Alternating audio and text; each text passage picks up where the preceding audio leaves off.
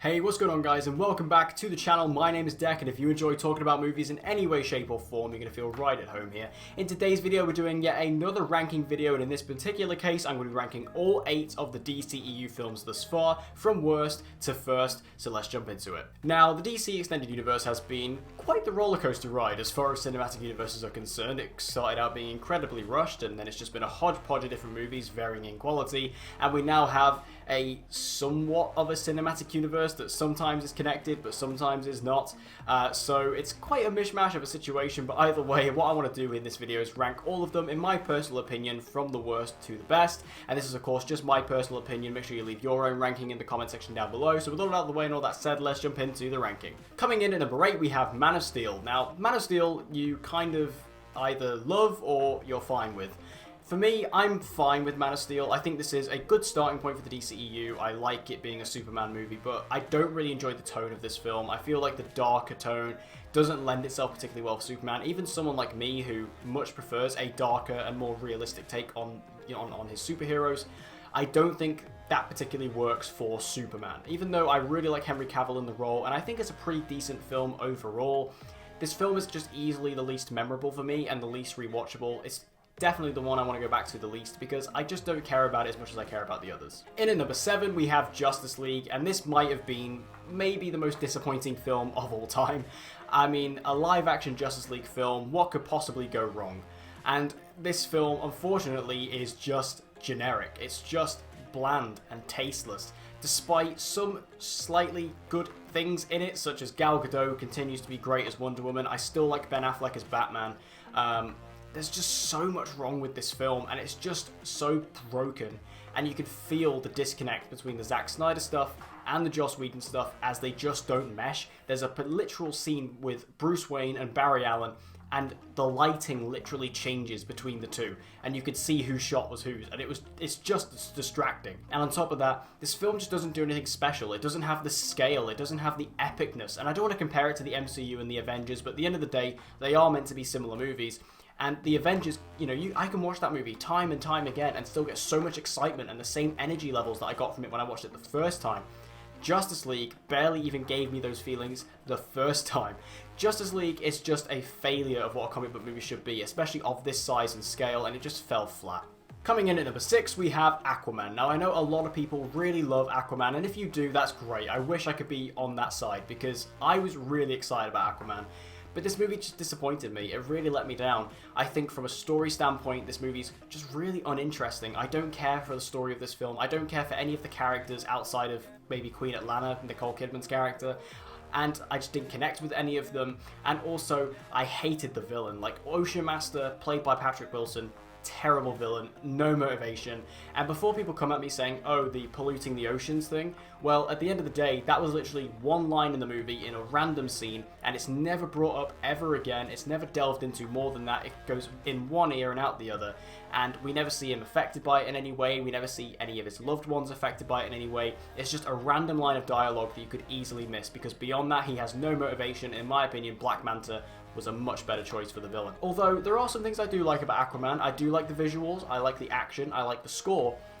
It's just not enough to keep me engaged in the movie. Like, yeah, every now and then I'll get, a cool scene, or I'll get, a bit of excitement from it, but for the most part, this movie, being 2.5 hours, just did not need to be that long, as it's just not filled with a good enough story that really kept me engaged or excited, really on any level. Bringing us into the top 5, we have Batman vs Superman: Dawn of Justice. Kind of like Justice League, this movie was also super highly anticipated and unfortunately let everyone down. Now, I will say in defense of BVS, there are actually some parts of this movie I actually love, such as the Batman stuff. Everything to do with Batman in this movie, I love. I loved Ben Affleck's portrayal as Batman. I thought he was so good as both Batman and particularly as Bruce Wayne. I really enjoyed both of those performances. I think they were great stuff. And all the stuff with him, he was dark, he was brutal, he was older, you could tell he had been through shit, and I really enjoyed that side of it, especially because you have that Robin suit hanging in the Batcave that was clearly damaged by the Joker. I really enjoyed all that. It kind of hinted at the history of this universe a little bit. I really enjoyed Jeremy Irons as Alfred as well, a really interesting take on Alfred, one who actually got involved in the action. I enjoyed all that stuff. Unfortunately though, this film does completely fall apart on another side because you have the Superman stuff, which is just so uninteresting and boring.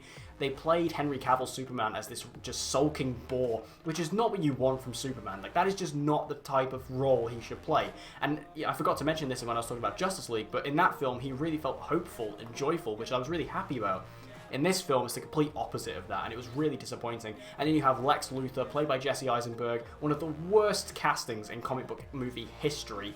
And I just feel this film has such a long, convoluted plot that has so many plot holes, barely any of it makes sense. The Martha scene is laughable at times. And I do feel like this film, while the ultimate cut does improve things, at the end of the day, it just makes an already long film even longer. Coming in at number 4, we have Suicide Squad. Now, say what you want about Suicide Squad, but at the end of the day, this is my personal ranking, and I like Suicide Squad. I enjoy this movie. This was a lot of fun. I mean, the cast and the ensemble that they're able to get here for this is really good. I like Will Smith as Deadshot. I like Harley Quinn, played by Margot Robbie. I really like Jai Courtney as Captain Boomerang, and I love Viola Davis as Amanda Waller. Really good casting overall for this movie. I thought it was a really fun cast overall. They all have a lot of banter with one another, and they are able to create this environment where they all feel like a tight-knit team by the end of it. And even surprises like Jay Hernandez as El Diablo. I didn't expect to be the standout character of the movie, but he kind of was.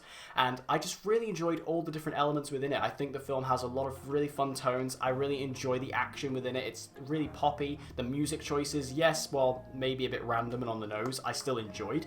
And I think that this film does have a sense of fun about it, which some of the other DCEU films kind of lack. And I think that this film, you know, while it deservedly gets a lot of hate, this movie is bad, I think it doesn't get enough love for actually just being quite fun. And I actually go back to this one a lot more than I do some of the other films. And when I look back on the DCEU, I look back very positively on Suicide Squad, even though there are some things I don't like. I'm not a huge fan of Jared Leto's Joker. I just don't think that was the right direction. I didn't really enjoy the gangster kind of interpretation of the character, and I definitely think he should have been the main villain. I just think that this film, honestly, is just a blast, and I enjoyed it, and I go back to it a lot. I really enjoy this movie, and that's why it comes pretty high up on my list. In at number 3, we have Wonder Woman, and I really like Wonder Woman. This was such a pleasant surprise. I mean, I was looking forward to this movie anyway, but I didn't expect to love it in any way. I thought that the scenes on Themyscira could have been really boring, but they weren't. They established this history of the Amazonians really well, and they're really interesting scenes and beautiful looking scenes as well. Themyscira is a stunning location, and the battle scene on the beach with the Amazonians going up against the soldiers, really great. The action was there and established beautifully. I really enjoy Gal Gadot as Wonder Woman. Her performance was great. We got a little tease of her in Batman vs Superman. She was great in there, and we got to see her fully fleshed out here, which was really nice. I also enjoyed Chris Pine as Steve Trevor, and of course you have the second act of the movie, which is some of the best DCEU stuff, where it's just Wonder Woman fighting in World War I. Incredible stuff. Like that battle scene across No Man's Land, and as it kind of evolves into that sort of Belgian village, just awesome action. So good. Now, it's not perfect. I don't love the third act of the movie. I think it has that typical DCEU problem of going a bit too big for its balls, and it kind of becomes a bit too CGI heavy. The villain's not great.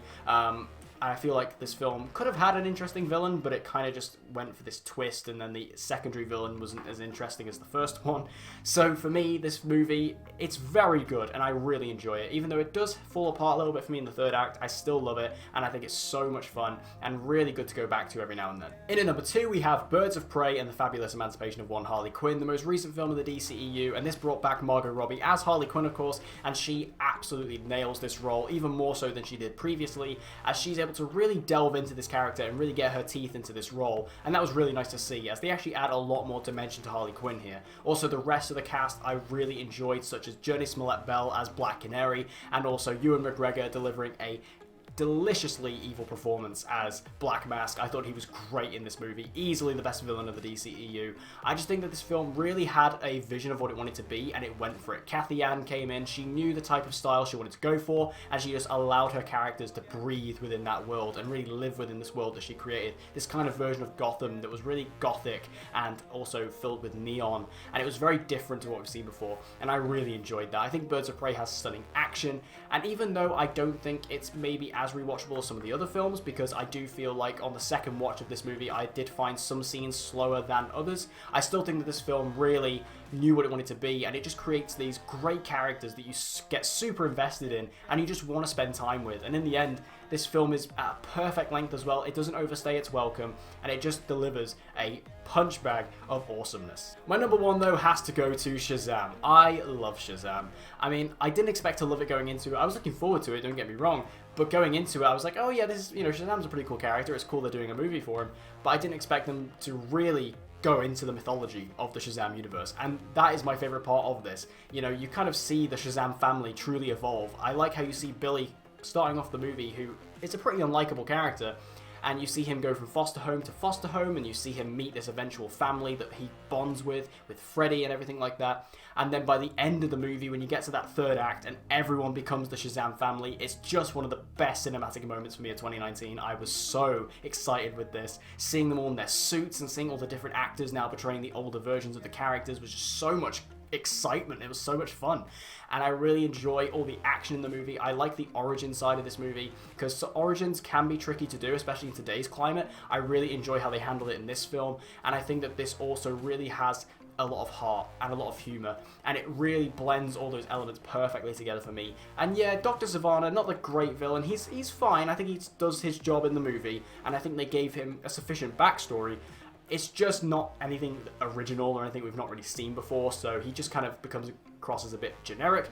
But beyond that, I think that Shazam is honestly a brilliant comic book movie, a really fun one at that, and easily the best of the DCEU, which is why it has to be at my top spot. So there you have it, guys. There's my personal ranking of all 8 DCEU films from worst to first. What is your personal ranking? Make sure you leave your thoughts in the comments down below. How would you rank the films, and what are your individual reviews on them? Whatever you want to let me know, tell me in the comments down below. And as always, guys, if you want to see more movie reviews and movie related videos just like this one, make sure to subscribe and hit that notification bell so you don't miss any uploads from me, and hope to see you guys again next time.